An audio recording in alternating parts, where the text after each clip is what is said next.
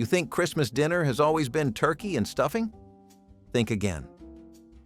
American families in the 1960s and 70s served elaborate holiday feasts that would stun modern guests, dishes that have quietly vanished from our tables.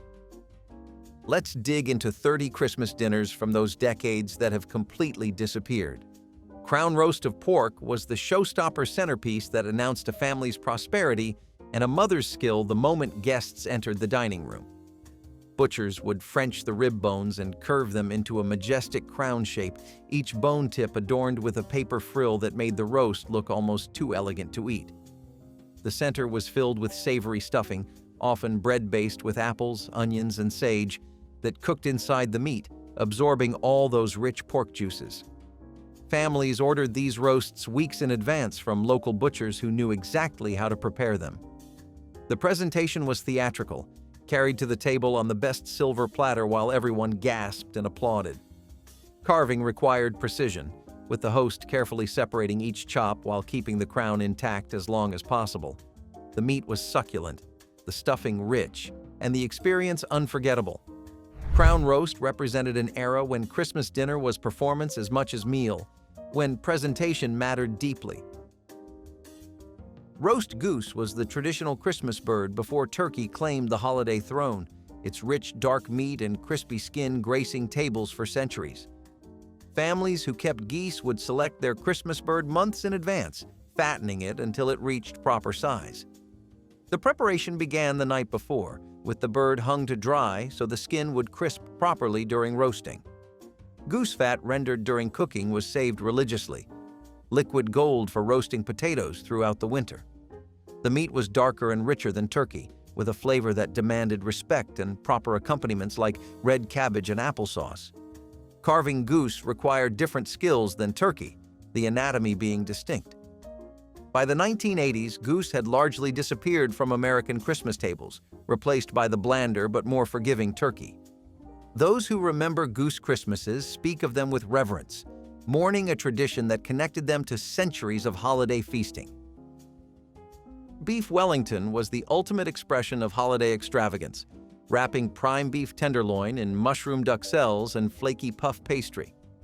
The preparation took hours, searing the beef, cooking down finely chopped mushrooms until they were practically dry, wrapping everything in pastry and chilling until firm. Timing the bake was crucial. The pastry needed to turn golden while the beef inside stayed perfectly pink. Slicing revealed beautiful cross-sections of meat encased in mushroom and pastry that made guests audibly gasp. This was company food, reserved for Christmas Eve dinners when important guests were coming or when families wanted to prove their sophistication. The dish required expensive ingredients and considerable skill, making it a status symbol as much as a meal. Beef Wellington represented the aspirational cooking of the era, when home cooks attempted restaurant-quality dishes to impress. It has largely vanished from home kitchens, relegated to expensive steakhouses where few experience its former glory.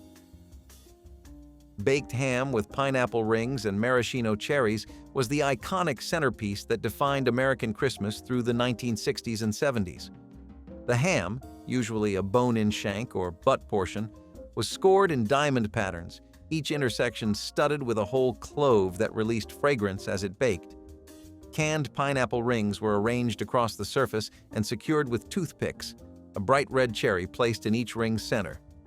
Brown sugar and mustard glaze was brushed over everything, caramelizing into sticky sweetness that dripped down the sides.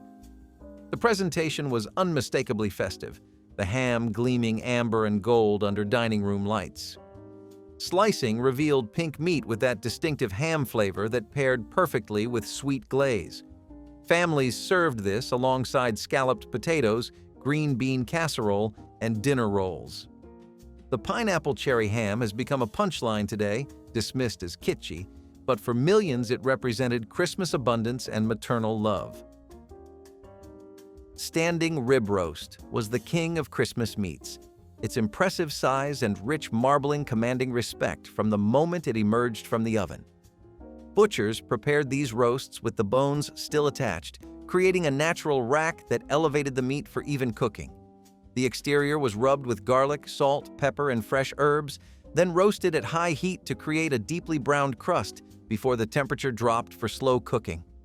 Slicing revealed a gradient from well-done edges to rosy pink centers, allowing guests to choose their preferred doneness. The bones were fought over, gnawed clean at the table, or saved for soup. Yorkshire pudding was the traditional accompaniment, the batter puffing dramatically in the hot beef drippings. This was investment cooking, the roast costing more than a week's grocery budget, but justified by the holiday's importance. Standing rib roast represented prosperity and tradition, connecting American families to English Christmas customs. Oyster stew was the Christmas Eve tradition that brought coastal flavors to holiday tables across America, even in landlocked states. Fresh oysters were gently poached in their own liquor with butter, cream, and just enough seasoning to enhance their briny sweetness. The stew was served in warmed bowls with oyster crackers floating on top, each spoonful delivering plump oysters in rich, silky broth. Families maintained this tradition from generations past, when oysters were abundant and affordable enough for working-class celebrations. The dish required restraint. Overcooking turned oysters rubbery. Too much seasoning masked their delicate flavor. Some families added celery or a touch of sherry, but purists insisted on simplicity. By the 1980s, oyster prices had risen and the tradition faded. Those who grew up with oyster stew Christmas Eves remember the ritual of shucking, the anticipation, and the briny warmth that meant the holiday had truly begun. Stuffed Cornish game hens were the elegant individual servings that made every guest feel specially honored at Christmas dinner. These small birds, each just large enough for one person, were stuffed with wild rice, dried fruit, and nuts before roasting to golden perfection. The presentation was stunning, each guest receiving their own whole bird, its skin crackling and its cavity overflowing with aromatic stuffing. Carving was unnecessary. Diners simply cut into their personal hen, the juices pooling on the plate. Families who served Cornish hens were making a statement about sophistication and abundance, providing individual birds rather than slicing from a shared roast. The hens were often glazed with orange or apricot preserves, adding sweetness and shine. This dish represented the era's fascination with elevated home entertaining when suburban hostesses aspired to elegance. Cornish hens have largely disappeared from Christmas tables, replaced by simpler preparations. Roast duck with orange sauce was the continental-inspired dish that sophisticated families served to demonstrate their worldly tastes. The duck was pricked all over to release fat, then roasted slowly until the skin turned impossibly crisp while the meat stayed moist. Orange sauce was made from scratch, combining fresh juice, zest, stock, and sometimes Grand Marnier into something bright that balanced the rich meat. The presentation was classic. Sliced duck breast fanned across plates, sauce drizzled artfully, orange segments providing color. This was aspirational cooking, inspired by French restaurants and Julia Child's television appearances. Duck required more skill than turkey or chicken, its higher fat content demanding different techniques. The dish represented cultural ambition, families embracing international cuisine as a mark of sophistication. Today, duck rarely appears on home Christmas tables, reserved for restaurants where few experience its former holiday glory. Seafood. Newburg was the luxurious first course that opened Christmas dinner with creamy richness and delicate shellfish. Lobster, shrimp, and sometimes crab meat were gently folded into a sauce of butter, cream, egg yolks, and sherry, the mixture served over toast points or in patty shells. The sauce was velvety and rich, coating each piece of seafood in decadent luxury that justified its holiday placement. Making Newburg required careful technique. The egg yolks could curdle if the sauce got too hot, ruining everything. Families served this as a first course before the main roast, a statement of abundance and sophistication. The dish came from Delmonico's restaurant in New York, spreading to home kitchens where ambitious cooks recreated its elegance. Seafood Newburg represented the era's formal dining culture, when Christmas dinner was multiple courses served with ceremony.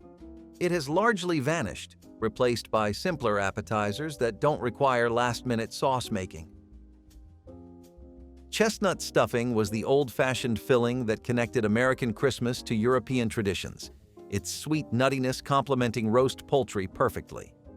Fresh chestnuts were scored, roasted until the shells split, then peeled. A labor-intensive process that took hours but yielded incomparable flavor. The peeled chestnuts were crumbled and mixed with bread cubes, sausage, onions, and herbs, the mixture moistened with stock. The texture was substantial, the chestnuts adding richness that dried bread alone couldn't provide.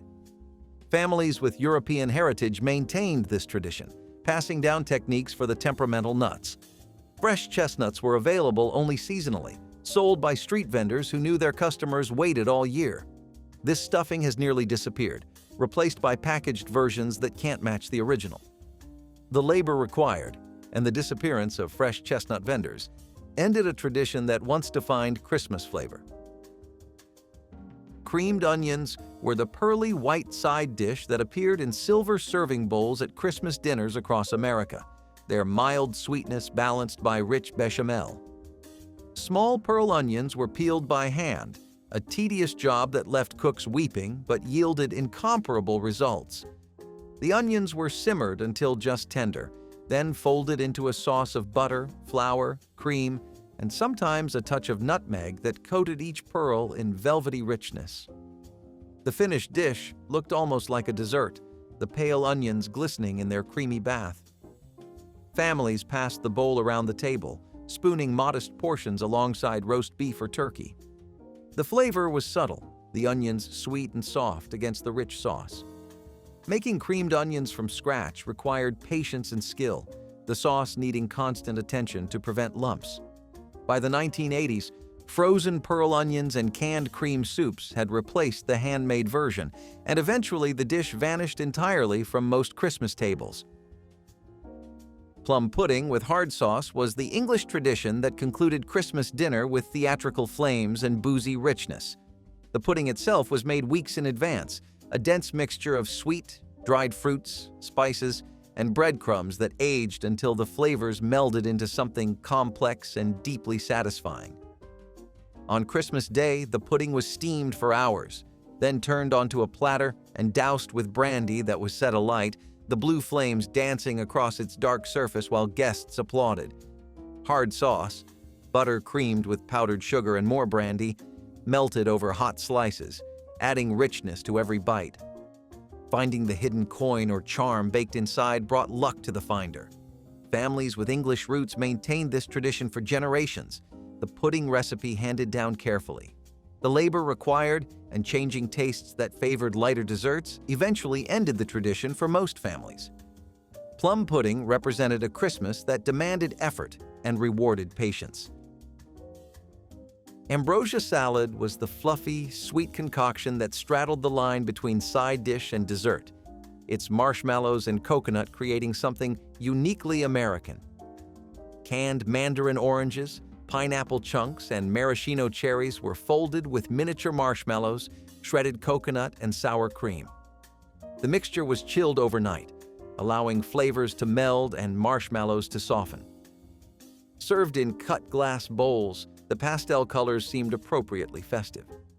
Children especially loved ambrosia, often requesting second helpings despite protests about ruining their appetite. The dish required no cooking, making it perfect for busy kitchens where oven space was precious. Some families added pecans or used cottage cheese, each variation reflecting regional preferences. Ambrosia has largely disappeared from Christmas tables, dismissed as too sweet and artificial, but for decades it was a beloved tradition that children anticipated all year. Jellied cranberry mold was the shimmering ruby centerpiece that wiggled its way onto holiday tables, its rings and fluted shapes announcing Christmas had arrived. Cranberry juice was combined with gelatin, sugar, and sometimes chopped celery, walnuts, or orange zest before being poured into decorative molds and chilled until firm. Unmolding required skill and courage, a moment of tension as the gelatin released from its container onto the serving platter. The most elaborate molds created rings, stars, or Christmas tree shapes that drew admiration before the first slice was cut. The flavor was tart sweet, the texture somewhere between firm and wobbly that either delighted or disturbed guests. Families served cranberry mold alongside turkey and stuffing, its bright color providing contrast to brown and beige. The canned cranberry sauce that replaced it never achieved the same festive presentation. Jellied molds of all kinds have disappeared from modern tables, taking with them an era when presentation required skill and patience. Waldorf salad was the crisp, creamy combination that brought elegance to Christmas tables, its apples, celery, and walnuts dressed in mayonnaise and served on lettuce cups. Created at New York's Waldorf Astoria Hotel, the salad spread to home kitchens where it became synonymous with refined holiday dining. The apples were diced small, their tartness balanced by creamy mayonnaise and crunchy walnuts. Some cooks added grapes or raisins for extra sweetness, while others kept it simple. The salad was served on beds of iceberg lettuce, its pale colors looking sophisticated against the green. Making Waldorf salad required careful timing. The apples would brown if prepared too early, so it was often made just before serving. The dish represented the era's fascination with hotel cuisine, when recreating restaurant dishes at home was a mark of sophistication. Waldorf salad has largely vanished from Christmas tables, replaced by green salads that seem lighter and more modern. Scalloped potatoes au gratin were the bubbling, golden casserole that emerged from ovens across America, their creamy layers and crispy cheese topping satisfying even the pickiest guests. Potatoes were sliced thin by hand, no food processors yet, then layered in baking dishes with butter, flour, cream, and sharp cheddar cheese. The casserole baked slowly, the potatoes softening as the sauce thickened and the top turned golden brown. Each serving revealed those beautiful layers, potato slices held together by rich, cheesy sauce. Families made these potatoes for every major holiday, the recipe unchanged for generations. The dish required time and attention, the potatoes needing thin, even slices for proper cooking. Children loved the crispy edges and cheese, while adults appreciated how the richness complemented roast meats. Modern scalloped potatoes often use shortcuts, but nothing matches the version made from scratch with patience and real cream. Creamed spinach was the emerald green side dish that proved vegetables could be just as indulgent as any main course, its velvety texture and subtle flavor pleasing even spinach skeptics. Fresh spinach was washed thoroughly, wilted in butter, then combined with a rich bechamel sauce flavored with nutmeg and sometimes a touch of garlic. The finished dish was deep green and creamy, each bite smooth and satisfying. Steakhouses made creamed spinach famous, but home cooks recreated it for Christmas dinners when only the finest sides would do. The dish required fresh spinach. Frozen wouldn't achieve the same texture. And careful attention to the sauce. Families served it in small portions, understanding its richness. Creamed spinach represented the era's appreciation for technique over convenience, when vegetable dishes were crafted rather than simply steamed. It has largely disappeared from home cooking, surviving mainly in upscale restaurants. Aspic molds were the savory gelatin creations that showcased ingredients suspended in shimmering jewel-toned towers of concentrated flavor. Clarified consommé or tomato juice was combined with gelatin, then poured over carefully arranged vegetables, hard-boiled eggs, or shrimp before chilling until firm. The presentation was everything. Unmolded aspics revealed their contents like treasures in amber, the vegetables and proteins visible through the transparent or translucent gel. Making aspic required understanding gelatin chemistry and having the patience to layer ingredients properly. The texture was unusual, the savory gelatin coating the tongue before releasing its flavors. Families served aspic as a first course or side dish, its impressive appearance justifying the effort. By the 1980s, aspic had become punchline shorthand for outdated cooking. Yet for decades it represented culinary ambition and skill. Aspic has completely disappeared from home cooking, remembered only in vintage cookbooks and mid-century nostalgia. Baked Alaska was the show-stopping dessert that proved a cook's mastery, its dome of meringue concealing ice cream that somehow survived a hot oven. The construction was engineering. Sponge cake base, firmly frozen ice cream shaped into a dome, then completely covered in meringue that was quickly browned in an extremely hot oven. The meringue insulated the ice cream, allowing the outside to turn golden while the inside stayed frozen. Slicing revealed the dramatic layers: brown meringue, white ice cream, golden cake. The presentation caused gasps around Christmas tables. Making Baked Alaska required precise timing and temperature control, with no room for error. Families reserved it for the most special occasions, when impressing guests was paramount. The dessert represented the era's love of dramatic presentations and technical challenges. Baked Alaska has largely vanished from home kitchens, surviving in occasional restaurant appearances where few remember its former holiday glory. Mincemeat pie was the spiced, boozy dessert that connected American Christmas to centuries of English tradition, its complex filling unlike any other holiday sweet. Traditional mincemeat combined beef sweet, dried fruits, apples, spices, and generous amounts of brandy or rum into a dark, intensely flavored filling that aged for weeks before baking. The mixture was spooned into pastry shells, often with decorative tops cut into holiday shapes. The flavor was challenging for modern palates, simultaneously sweet, savory, spiced, and boozy in ways that defied easy description. Families with English heritage maintained this tradition, making fresh mincemeat each autumn for Christmas pies. The commercial mincemeat that eventually replaced homemade versions was sweeter and simpler, lacking the complexity of the original. Mincemeat pie has largely disappeared from Christmas tables, replaced by familiar pumpkin and apple. Those who remember real mincemeat pie describe it with reverence as a taste of Christmas past. Fruitcake was the dense, boozy loaf that divided families into passionate defenders and determined avoiders, its candied fruits and nuts soaked in brandy for months. Bakers began preparation in autumn, combining dried fruits, nuts, and spices into batters that were baked slowly, then wrapped in brandy-soaked cheesecloth to age until Christmas. The cakes were heavy and dark, each slice revealing jewel-toned fruits suspended in rich, spiced crumb. Families who loved fruitcake guarded recipes passed down through generations.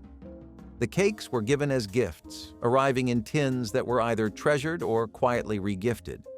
The flavor was complex, sweet, boozy, spiced, and intensely fruity in ways that demanded appreciation. By the 1980s, fruitcake had become a punchline, mocked as the gift nobody wanted. Yet for those who grew up with homemade versions, the jokes missed the point entirely. Real fruitcake aged properly was a taste of Christmas tradition. Brandied peaches were the elegant preserved fruit that appeared in crystal compote dishes, their golden halves swimming in spiced syrup.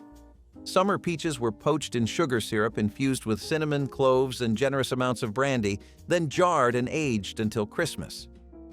The peaches softened and absorbed the boozy syrup, becoming something more complex than fresh fruit could ever be. Served alongside ham or as dessert with cream, brandied peaches added sophistication to holiday tables, making them required planning. The best peaches came from August harvests, preserved specifically for December. The jars themselves were beautiful, often given as hostess gifts. The flavor balanced sweet fruit with warming spice and alcohol. Home canning has largely disappeared, taking brandied peaches with it. Those who remember them recall opening a jar saved since summer, tasting preserved sunshine on the darkest days of winter. Relish trays were the colorful appetizer platters that greeted guests before Christmas dinner, their compartments filled with pickles, olives, and crisp vegetables. Cut glass divided dishes held sweet gherkins, stuffed green olives, black olives, celery sticks, carrot curls, and radish roses carved by patient hands. The presentation was meant to impress, each vegetable cut precisely and arranged with care. Children were allowed to graze from relish trays while adults prepared the main meal, keeping small hands busy and appetites partially satisfied. Making radish roses and celery curls required technique, the vegetables soaked in ice water until they bloomed into decorative shapes. Some families added pickled beets, watermelon rind pickles, or homemade bread and butter pickles to their trays. The relish tray represented the era's attention to presentation and appetizer courses. It has largely vanished, replaced by simpler vegetable platters that lack the formality and artistry of the original. Duchess potatoes were the piped golden rosettes that turned simple mashed potatoes into elegant garnish worthy of the finest Christmas roasts. Potatoes were riced until perfectly smooth, enriched with butter, egg yolks, and cream, then piped through pastry bags into decorative swirls on baking sheets. A brush of egg wash before baking created golden, crispy exteriors, while the insides stayed creamy. The presentation was stunning. Each rosette a perfect spiral that looked far more difficult than it was. Families arranged Duchess potatoes around roasts or served them as individual portions that made guests feel specially treated. The technique required a steady hand and proper consistency. Too wet, and the potatoes wouldn't hold their shape. Too dry, and they cracked. Duchess potatoes represented the era's embrace of French technique in home cooking. They have largely disappeared, replaced by simpler preparations that don't require piping bags or the patience to create individual portions. Liver pâté was the sophisticated appetizer that announced a household's culinary ambitions. Its rich, smooth spread served with crackers and toast points. Chicken livers were sautéed with onions, brandy, and herbs, then blended until silky and packed into crocks or molds to chill. The finished pâté was dense and intensely flavored, each bite delivering richness that demanded small portions. Some versions were topped with clarified butter or aspic that sealed the surface and added elegance. Families served liver pâté as a first course, guests spreading it on crackers while sipping cocktails before dinner. The flavor was challenging for some palates, but beloved by those who appreciated its complexity. Making pâté required good technique. Overcooked livers turned grainy, under-seasoned versions tasted flat. Liver pâté represented aspirational entertaining, when home cooks attempted restaurant-quality appetizers. It has largely disappeared from home entertaining, surviving mainly in French restaurants and specialty shops. Shrimp cocktail was the luxurious appetizer that opened Christmas dinner with pink crescents arranged around cocktail sauce. Each shrimp a small indulgence. Large shrimp were poached until just pink, chilled thoroughly, then hung over the rims of stemmed glasses filled with spicy red sauce. The presentation was classic, the shrimp curving elegantly, the sauce bright and inviting. Guests would pluck shrimp by their tails, dip them in sauce, and eat them in 1 or 2 bites. The cocktail sauce was homemade, combining ketchup, horseradish, lemon juice, and Worcestershire into something tangy and sharp. Shrimp cocktail represented accessible luxury, expensive enough to feel special but simple enough for home preparation. The dish appeared at dinner parties and holiday gatherings throughout the era. While shrimp cocktail hasn't completely disappeared, the formal presentation, stemmed glasses, individual portions, has given way to casual platters that lack the original's elegance.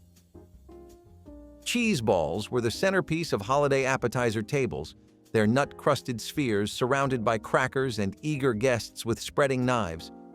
Cream cheese was blended with sharp cheddar, Worcestershire sauce, and seasonings, then shaped into balls and rolled in chopped pecans or walnuts. The mixture was chilled until firm, the nuts providing crunch against the creamy interior. Some hostesses shaped their cheese into logs or pressed it into decorative molds for variety. Cheese balls appeared at every holiday gathering, their presence as expected as the Christmas tree. Making them was simple enough for beginners, but impressive enough to earn compliments. The flavor was sharp and savory, the texture smooth and spreadable. Guests would gather around, spreading cheese on crackers while catching up on the year's news. Cheese balls have faded from prominence, replaced by artisanal cheese boards that seem more sophisticated but lack the nostalgic charm of their predecessor. Stuffed celery sticks were the simple appetizer that appeared on relish trays and party platters, their crisp channels filled with cream cheese, pimiento cheese, or savory spreads. Celery was cut into uniform lengths, the natural groove providing perfect vessels for fillings. Cream cheese mixed with olives, pimientos, or blue cheese was piped or spread into each stalk. The combination of crisp, watery celery with rich, creamy filling satisfied guests before heavier courses arrived. Children especially loved stuffed celery, the vegetable made appealing by its creamy cargo. Making them required patience. Each stalk needed individual attention. Some hostesses topped their stuffed celery with paprika or chopped nuts for color and texture. The dish represented the era's attention to appetizer presentation, when even simple vegetables were dressed up for company. Stuffed celery has largely disappeared from holiday tables, replaced by hummus and crudités that feel more modern. Cherries. Jubilee was the flaming dessert that brought gasps and applause to Christmas dinner tables, its brandy-soaked cherries blazing dramatically before being spooned over ice cream. Dark sweet cherries were warmed in their syrup with sugar and kirsch or brandy, then ignited tableside by the host. The blue flames danced across the sauce, caramelizing the sugars and burning off the alcohol before the cherries were ladled over vanilla ice cream. The presentation was theatrical, requiring confidence and timing to execute properly.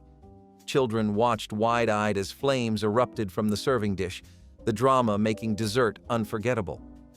The flavor combined warm, boozy cherries with cold, creamy ice cream in perfect contrast. Cherries Jubilee represented the era's love of tableside service and dramatic presentations. It has largely vanished from home entertaining, surviving occasionally in old-fashioned restaurants where few remember its former glory. Wassail Punch was the warm, spiced beverage that welcomed Christmas guests with its cinnamon-scented steam and fruity sweetness.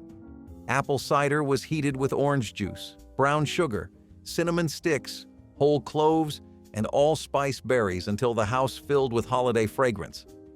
Some versions included ale or sherry for adults, while family-friendly batches kept it simple. The punch was served from large bowls, guests ladling cups of the warm liquid and cupping them for warmth. Baked apples sometimes floated in the punch, softening as they absorbed the spiced cider. Wassail connected American Christmas to centuries of English tradition. The name derived from old toasting customs. Families served it at open houses and caroling parties where cold guests needed warming. The punch represented hospitality itself, offered to everyone who entered. Wassail has largely faded from holiday gatherings, replaced by coffee and wine that lack its festive, spiced character. Bread stuffing balls were individual portions of holiday stuffing shaped and baked until crispy outside and tender within, eliminating serving challenges of casserole-style dressing. The stuffing mixture, cubed bread, celery, onions, sage, and broth, was formed into golf ball-sized spheres and arranged on baking sheets. A brush of melted butter before baking ensured golden, crispy exteriors, while interiors stayed moist. Each guest received their own perfect portion. No fighting over corner pieces or soggy centers. Children especially loved the novelty of stuffing they could pick up, and adults appreciated increased ratio of crispy surface to soft interior. Some cooks added sausage or chestnuts, creating richer balls. The individual portions made serving easier, no digging through casserole dishes while juggling plates. Bread stuffing balls represented creative problem-solving in holiday kitchens, taking a traditional dish and reimagining its presentation for practical and delicious results.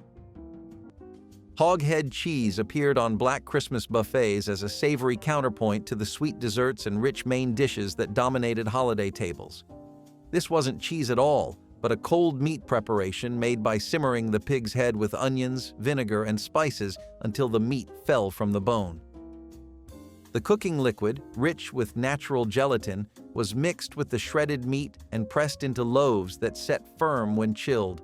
Sliced thin and served cold with crackers or bread, hog head cheese delivered intense porky flavor brightened by vinegar's tang. Black families throughout the South prepared this dish in the days before Christmas, letting it set overnight so it could be sliced and arranged on platters. The preparation required skill and patience, knowing exactly when the meat was tender, how much vinegar to add, how firm the final product should be. Hog head cheese represented the nose-to-tail cooking philosophy that ensured nothing from the holiday hog went to waste. Brandied peaches were the jeweled preserves that Black grandmothers tucked into cupboards each summer, waiting for Christmas morning when they would finally appear on breakfast tables. Fresh peaches were carefully peeled and halved, then simmered in sugar syrup infused with cinnamon, cloves, and generous amounts of brandy until they became translucent and deeply perfumed. The preserved fruit was ladled into glass jars and sealed, their golden contents visible through the glass, like edible treasures. By December, the peaches had absorbed the brandy completely, their flesh soft and boozy with complex sweetness that balanced fruit, spice, and spirits.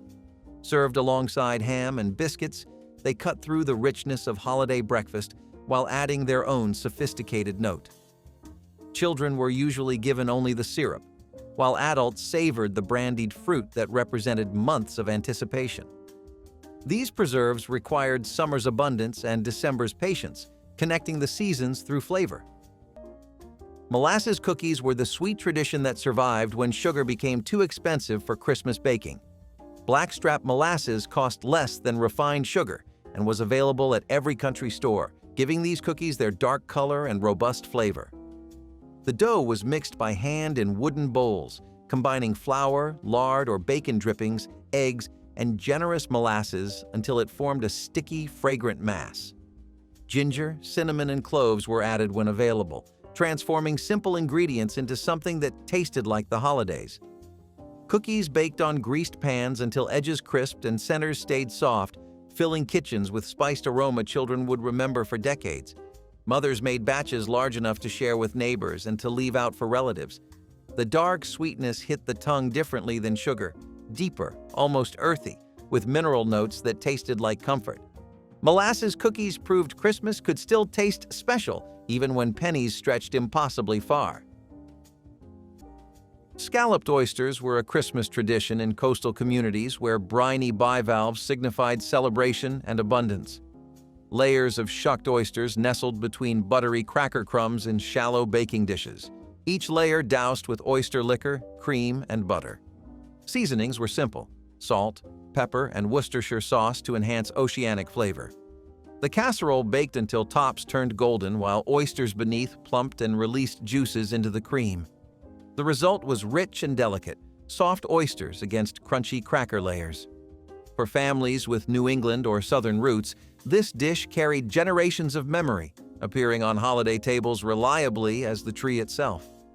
Children often developed their taste for oysters through this dish, familiar crackers making unusual protein approachable. The smell alone announced Christmas had arrived. Though fresh oysters remain available, scalloped oysters have largely faded, remembered now mainly by elders who associate the dish with their finest holiday memories. Chitlins held a complicated but cherished place on Black Christmas tables, their preparation a ritual beginning days before the holiday that required dedication few modern cooks possess. These pig intestines demanded hours of cleaning, washing, scraping, and soaking in salted water until every impurity was removed. The smell during cooking was intense and unmistakable, announcing to neighborhoods that Christmas preparations were underway. Simmered slowly with onions, vinegar, and red pepper flakes, chitlins transformed into a delicacy that divided even family members. Those who loved them anticipated Christmas morning when platters appeared alongside scrambled eggs and hot sauce. Those who couldn't stomach them quietly excused themselves. The dish connected Black Americans to ancestors who transformed discarded parts into sustenance, turning survival into celebration. Chitlins represented cultural memory, proof that dignity could be found in making something wonderful from what others threw away. Pralines were the Christmas candy that Black families in Louisiana and across the Gulf Coast made in batches large enough to fill tins for giving and keeping. These creamy pecan confections required cooking sugar, butter, and cream to the precise temperature where candy transforms from syrup to something miraculous. The mixture was dropped by spoonfuls onto waxed paper, each praline spreading into a disc with pecans suspended throughout like jewels in amber. Getting the temperature right meant the difference between pralines that melted on the tongue and those that turned grainy or refused to set at all. Grandmothers tested readiness by dropping bits into cold water, watching for the soft ball stage that signaled perfection. The candy was often made in the days before Christmas, stored in tins lined with waxed paper and brought out for visitors who expected this hospitality. Pralines represented the intersection of French, African, and American traditions that made Louisiana cooking unique. Rice pudding with raisins turned leftover rice into Christmas dessert that felt far more special than ingredients suggested. When rice remained from previous meals, thrifty cooks transformed it by baking slowly with milk, eggs, sugar, and precious raisins saved for holiday baking. The pudding emerged from the oven golden and creamy, with plump raisins scattered throughout like treasure. Cinnamon and nutmeg added warmth that made the simple dish taste festive. Families served it warm or cold, sometimes with cream for those who could afford it. Children loved the sweetness and surprise of finding raisins in each bite, never realizing they were eating kitchen economy. The dish required no special equipment, just a baking dish and patience for slow cooking. Rice pudding represented the creative bridge between everyday leftovers and holiday celebration, proving that Christmas dessert did not require expensive ingredients, only knowledge of how to transform simple things into something worth remembering. Harvard beets brought deep crimson elegance to holiday tables, their sweet and sour glaze glistening like rubies under dining room lights. The dish took its name from the university whose color it matched, though the connection ended there. Cooks sliced cooked beets into rounds, then simmered them in sauce of sugar, cornstarch, vinegar, and butter until the glaze thickened and coated each piece. The result was simultaneously sweet and tangy, earthiness balanced by bright acidity. Some recipes called for orange zest or cloves, adding complexity to the straightforward preparation. The vibrant color made Harvard beets a visual dream, adding drama to tables dominated by browns and beiges. Children often resisted at first, but the sweet glaze converted many skeptics. This was practical cooking too, as canned beets worked perfectly fine when fresh ones were unavailable during winter. Harvard beets represented an era when vegetables were dressed up for company, transformed from everyday nutrition into worthy holiday companions.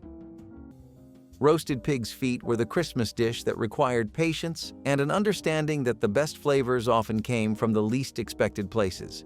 Black families would begin preparation by scrubbing and cleaning the feet thoroughly before seasoning them with salt, pepper, garlic, and often a splash of vinegar. Slowly roasted until the skin turned crispy and the meat became fall-apart tender, pig's feet delivered rich, gelatinous texture that coated the mouth with porky satisfaction. The collagen-rich broth that accumulated in the roasting pan was saved for gravy or soup. Served alongside collard greens and cornbread, this dish represented the nose-to-tail philosophy that had sustained Black families for generations. Children often wrinkled their noses at the appearance, but those brave enough to taste discovered flavors that lingered in memory. The feet were typically prepared by elders who understood the alchemy of transforming these humble cuts into something genuinely delicious. Mincemeat pie carried centuries of tradition to Black Christmas tables, its dense filling of fruits, spices, and sometimes meat creating flavors unlike any other holiday dessert. Black cooks adapted English traditions, filling jars with mixtures of raisins, currants, candied citrus, apples, suet, and warm spices that aged for weeks before Christmas. The filling was spooned into pastry shells and baked until golden and bubbling with concentrated sweetness. Some versions included minced beef or venison, honoring the dish's origins, while others relied on fruits and sweet for richness. The taste was complex, sweet, spicy, and slightly boozy from preserving brandy. Mincemeat pie was served warm with hard sauce or whipped cream, its intensity balanced by cool richness.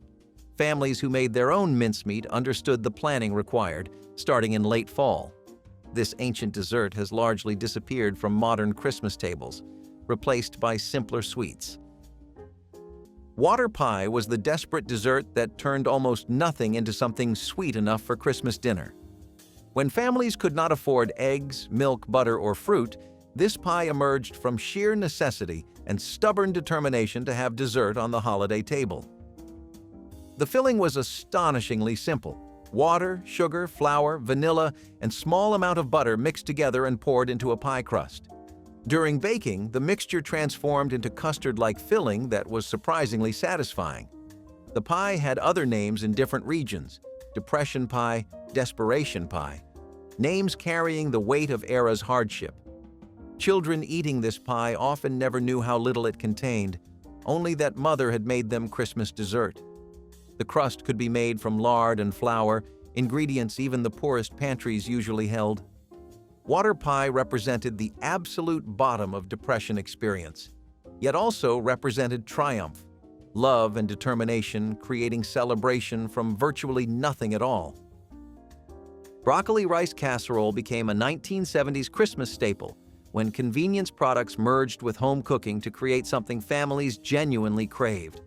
Cooks combined cooked rice with chopped broccoli, then folded in cream of mushroom soup and processed cheese spread that melted into golden richness.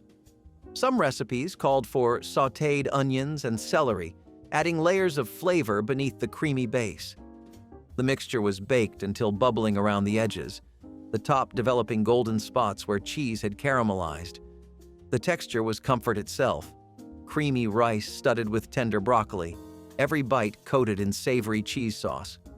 Children who refused plain broccoli would eat it gladly when disguised in this casserole, making it a parental victory as much as a side dish. The recipe appeared in community cookbooks across America. Broccoli rice casserole represented an era when processed ingredients were celebrated, when feeding families well meant using every shortcut available. Pralines were the Christmas candy that Black families in Louisiana and across the Gulf Coast made in batches large enough to fill tins for giving and keeping.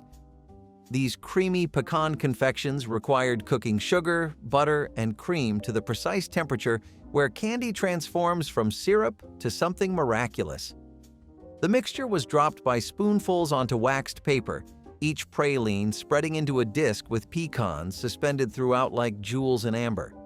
Getting the temperature right meant the difference between pralines that melted on the tongue and those that turned grainy or refused to set at all. Grandmothers tested readiness by dropping bits into cold water, watching for the soft ball stage that signaled perfection. The candy was often made in the days before Christmas, stored in tins lined with waxed paper and brought out for visitors who expected this hospitality. Pralines represented the intersection of French, African, and American traditions that made Louisiana cooking unique. Chitlins held a complicated but cherished place on Black Christmas tables, their preparation a ritual beginning days before the holiday that required dedication few modern cooks possess. These pig intestines demanded hours of cleaning, washing, scraping, and soaking in salted water until every impurity was removed. The smell during cooking was intense and unmistakable, announcing to neighborhoods that Christmas preparations were underway. Simmered slowly with onions, vinegar, and red pepper flakes, chitlins transformed into a delicacy that divided even family members. Those who loved them anticipated Christmas morning when platters appeared alongside scrambled eggs and hot sauce. Those who couldn't stomach them quietly excused themselves. The dish connected Black Americans to ancestors who transformed discarded parts into sustenance, turning survival into celebration. Chitlins represented cultural memory, proof that dignity could be found in making something wonderful from what others threw away. Bread pudding transformed stale loaves into Christmas dessert, rescuing what would otherwise become waste and turning it into celebration. Every crust, every heel, every slice gone too hard to eat was saved throughout December until Christmas Eve arrived. The dried bread was torn into chunks, soaked in whatever milk the family could afford, then mixed with eggs, sugar, and precious spices like cinnamon and nutmeg. Baked until golden in cast-iron pans handed down through generations, the pudding emerged transformed from kitchen scraps into something resembling abundance. Families drizzled molasses or made simple sauces from butter and sugar to top their portions. The texture was both tender and substantial, the sweetness balanced by honest bread flavor. Bread pudding taught children that nothing should be thrown away, that creativity could rescue the humblest ingredients. This dessert carried Christmas forward when fancy cakes and store-bought sweets were impossible dreams for struggling households. Duchess potatoes transformed humble mashed potatoes into piped rosettes, worthy of any French restaurant, their golden peaks adding architectural drama to holiday platters. Potatoes were boiled, mashed with butter and egg yolks, then seasoned carefully before being loaded into pastry bags with star tips. The mixture was piped onto baking sheets in decorative swirls, then baked until peaks turned golden while centers stayed creamy. The technique required practice. The mixture needed the right consistency to pipe smoothly without being too soft to hold shape. Hostesses who mastered Duchess potatoes earned reputations as accomplished cooks. The presentation elevated what might otherwise be another bowl of mashed potatoes into something guests photographed before eating. Children were often assigned counting duties, ensuring each guest received their share. Duchess potatoes proved that technique could transform the ordinary into the extraordinary, requiring only skill rather than expensive ingredients. Hog maw stuffed for Christmas was a centerpiece dish demonstrating the resourcefulness passed down through generations of Black families. The pig's stomach was cleaned meticulously before being filled with seasoned sausage, potatoes, onions, and cabbage. Slowly roasted until the outer skin turned crispy and the filling became tender, this dish could feed entire extended families gathering for holiday celebrations. The preparation connected Black Americans to Southern roots and traditions stretching back through slavery, when using every part of the animal meant survival. Sliced thick and served with greens and cornbread, hog maw delivered rich porky flavor that satisfied the deepest hunger. Children who grew up eating this dish remembered its distinctive appearance long after leaving home. Though rarely prepared today, hog maw represented the whole animal cooking that defined Black foodways for generations. Hog head cheese appeared on Black Christmas buffets as a savory counterpoint to the sweet desserts and rich main dishes that dominated holiday tables. This wasn't cheese at all, but a cold meat preparation made by simmering the pig's head with onions, vinegar, and spices until the meat fell from the bone. The cooking liquid, rich with natural gelatin, was mixed with the shredded meat and pressed into loaves that set firm when chilled. Sliced thin and served cold with crackers or bread, hog head cheese delivered intense porky flavor brightened by vinegar's tang. Black families throughout the South prepared this dish in the days before Christmas, letting it set overnight so it could be sliced and arranged on platters. The preparation required skill and patience, knowing exactly when the meat was tender, how much vinegar to add, how firm the final product should be. Hog head cheese represented the nose-to-tail cooking philosophy that ensured nothing from the holiday hog went to waste. Prune cake brought dense, moist sweetness to Christmas tables when other fruits were too expensive.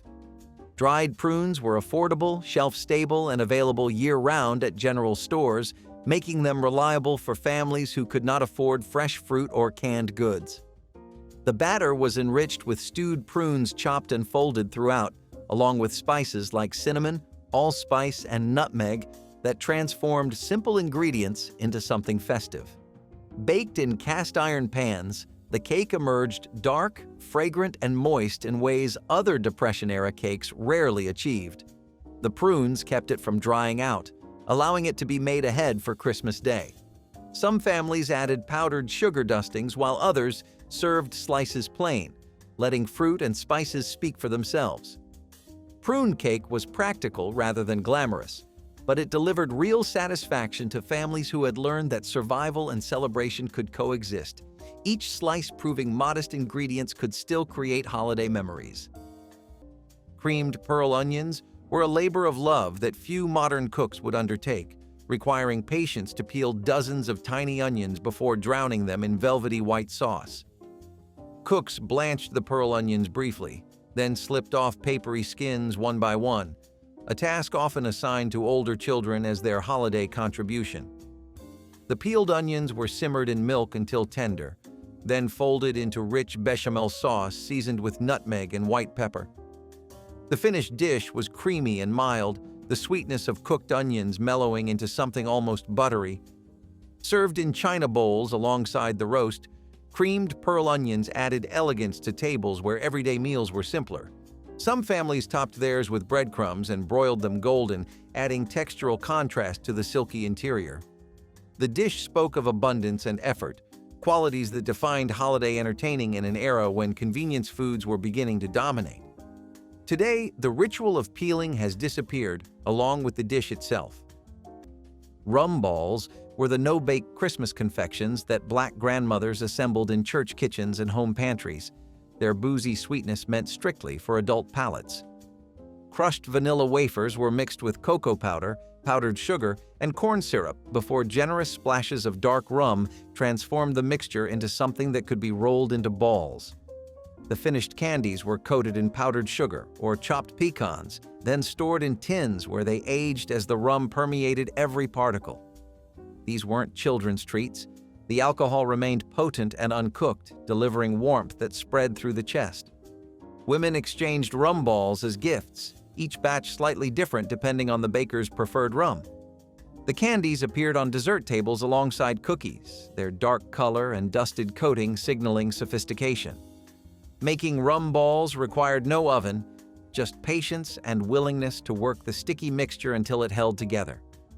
They represented holiday indulgence that has quietly faded. Rum balls were the no-bake Christmas confections that Black grandmothers assembled in church kitchens and home pantries. Their boozy sweetness meant strictly for adult palates. Crushed vanilla wafers were mixed with cocoa powder, powdered sugar, and corn syrup before generous splashes of dark rum transformed the mixture into something that could be rolled into balls. The finished candies were coated in powdered sugar or chopped pecans, then stored in tins where they aged as the rum permeated every particle. These weren't children's treats. The alcohol remained potent and uncooked, delivering warmth that spread through the chest. Women exchanged rum balls as gifts, each batch slightly different depending on the baker's preferred rum. The candies appeared on dessert tables alongside cookies, their dark color and dusted coating signaling sophistication. Making rum balls required no oven, just patience and willingness to work the sticky mixture until it held together. They represented holiday indulgence that has quietly faded. Ham bone soup stretched a single Christmas ham into weeks of nourishment for families who could barely afford meat. When a family managed to purchase or barter for a ham during the holidays, nothing was discarded. The bone became foundation for soup that could feed everyone multiple times. The bone simmered for hours in large iron pots, releasing rich marrow and smoky flavor into broth, while dried beans softened alongside it. Root vegetables from the cellar, carrots, turnips, potatoes, joined the pot, creating a meal both hearty and affordable. Every bit of meat clinging to the bone was carefully scraped and returned to the soup. Families ladled steaming bowls of this broth throughout the week following Christmas, each serving a reminder of the holiday meal. Ham bone soup represented practical magic of Depression-era cooking, where one purchase became many meals. It was more than sustenance. It bridged holiday celebration and ordinary survival for families counting every penny. Orange fluff was the cloud-like confection that children circled back to throughout holiday meals, its sherbet orange color standing out among earth-toned dishes. Orange gelatin was dissolved and mixed with cottage cheese, whipped topping, mandarin orange segments, and miniature marshmallows until impossibly light and airy. The cottage cheese provided protein and subtle tang that balanced sweetness, while marshmallows added pockets of chewy texture. Chilled until set, but still soft, orange fluff was served in glass bowls where its sunset color glowed invitingly. Some versions added crushed pineapple or chopped pecans, but purists kept the base simple. The dish required no cooking and could be assembled days ahead, perfect for busy holiday schedules. Children often asked for orange fluff specifically, knowing it would appear at Thanksgiving and Christmas without fail. Orange fluff represented the era's love of convenience desserts dressed up as salads, occupying that sweet spot between side dish and treat. Brandied peaches were the jeweled preserves that Black grandmothers tucked into cupboards each summer, waiting for Christmas morning when they would finally appear on breakfast tables. Fresh peaches were carefully peeled and halved, then simmered in sugar syrup infused with cinnamon, cloves, and generous amounts of brandy until they became translucent and deeply perfumed. The preserved fruit was ladled into glass jars and sealed, their golden contents visible through the glass, like edible treasures. By December, the peaches had absorbed the brandy completely, their flesh soft and boozy with complex sweetness that balanced fruit, spice, and spirits. Served alongside ham and biscuits, they cut through the richness of holiday breakfast while adding their own sophisticated note. Children were usually given only the syrup, while adults savored the brandied fruit that represented months of anticipation. These preserves required summer's abundance and December's patience, connecting the seasons through flavor. Syllabub was the elegant Christmas punch that graced black parlors and dining rooms when families wanted to impress guests with something sophisticated and celebratory. This frothy drink combined cream, sugar, and wine or sherry, whipped until it became light and airy with a layer of foam floating delicately on top. The origins stretched back to colonial America, where black cooks in wealthy households learned the technique and eventually brought it to their own family tables. Making proper syllabub required whisking by hand until arms ached, a labor of love that couldn't be shortcut without sacrificing the essential texture. The drink was served cold in the family's finest glasses, its pale color and cloud-like appearance suggesting refinement and celebration. Some versions added lemon zest or nutmeg for complexity, while others kept the flavor pure and simple. Syllabub appeared at Black Christmas gatherings as a symbol of elegance and aspiration, proof that holiday celebrations deserved beauty alongside abundance. Which Christmas dinner from the 1960s and 70s do you wish would make a comeback?